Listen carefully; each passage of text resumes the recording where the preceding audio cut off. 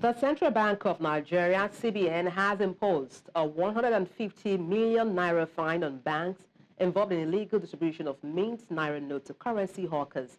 This crackdown follows concerns over the increasing commodification of the naira, which hinders efficient cash distribution. In a statement by Acting Corporate Communications Director Sidi Ali Hakama, the CBN reaffirmed that old 1,000 naira, 500 naira notes and 200 naira notes remain legal tender as per Supreme Court's ruling. The CBN, through a circular by Acting Currency Operation Director Mohammed Olayemi, announced intensified spot checks and mystery shopping at ATMs and hawking hotspots. Repeat offenders face stricter penalties under BOFIA 2020. Banks are urged to strengthen cash management controls to curb illicit transactions. And to unpack this, we're joined by a chartered accountant, Akin Fatunke. Good evening, glad to have you join me on the news. Let me kick off by asking, how you think this new directive will impact the operations of deposit money banks, that's DMBs. What additional costs or operational challenges might be in the way? Thank you very much, Adebola. Thanks for having me. Effectiveness over efficiencies at any point in time not only saves perception, it also helps to reduce costs.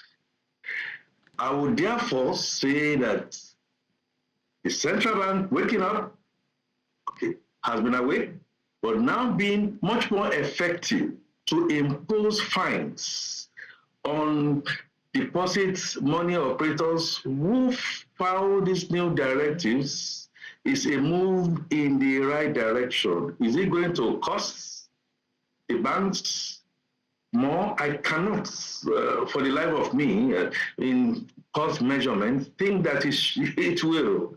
First of all, it ensures that the deposit money operators move in line with BOFIA. The auditors will come, the forensic auditors will come, and they will come clean. Besides, it also means that these banks will be able to galvanize the trust of the public. Don't forget, 1 month ago, precisely 1 month ago from about now, the central bank came forcefully to denounce the rumor that's been making the rounds that 1,500, 200 are going out of circulation. I mean, the Supreme Court has made clear pronouncements, yet to find 5th, 6th, 7th columnists come because of what they want to achieve. So the central bank coming in here, making it effective over efficiency, stands us well, stands our quality well, stands our image as Nigeria well, and then makes the banks to come shining and smelling like rose. I know you talked about this galvanizing public trust, also citing effectiveness, over efficiency.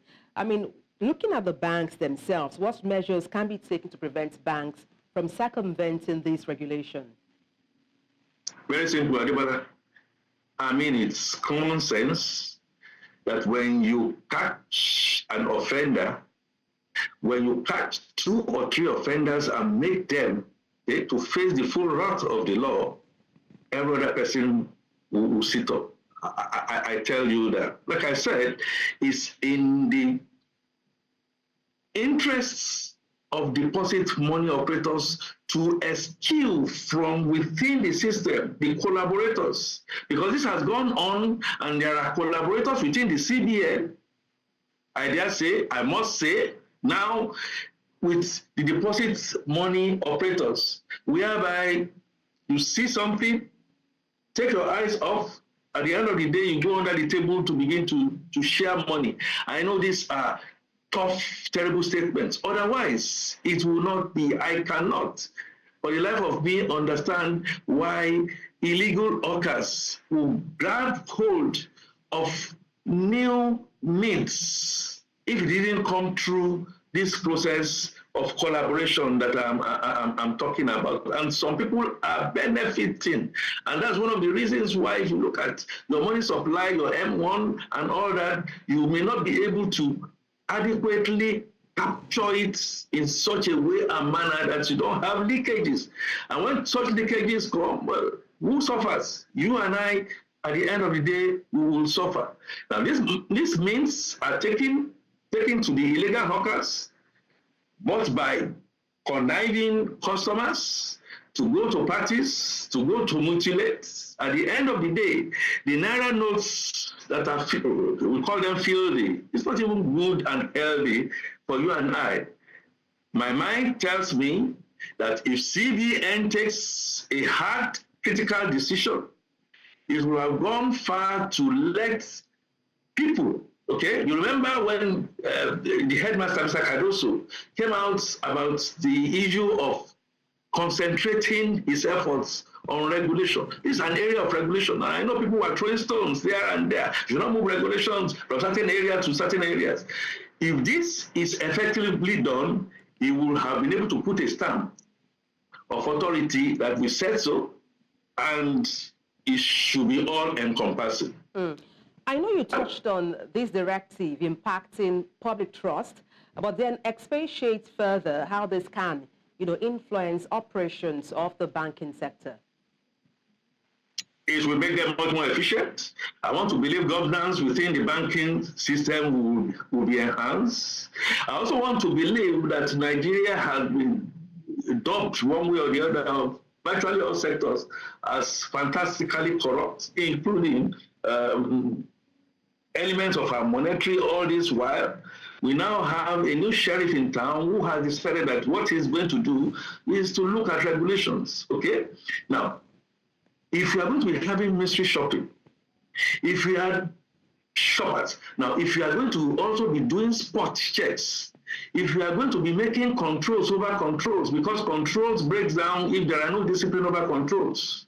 If you now make it mandatory that those who are regulating can also be regulated by whistleblowing, if they can enhance the public trust, and banks and the tellers at the banks know that they are being watched, if you can enhance within the banking system, okay, remote sensing to be able to capture when you are doing the wrong thing, either at the ATM till or across the counter, then you can always be found. Come to think about it, Sadebola, you can trace the money. Illegal monies, illicit monies can be traced from drugs. You can trace them. So why can't we not therefore trace money that have been given to specific deposit money operators? And that's a if anything has gone wrong in between, apologies, I have to butt in there. I wish we had more time. We're pressed for time. Thank you so much for your expertise on the news. Akin Fatunke, a chartered accountant, many thanks indeed for your insight on the news. Always a pleasure. Thank you for having me.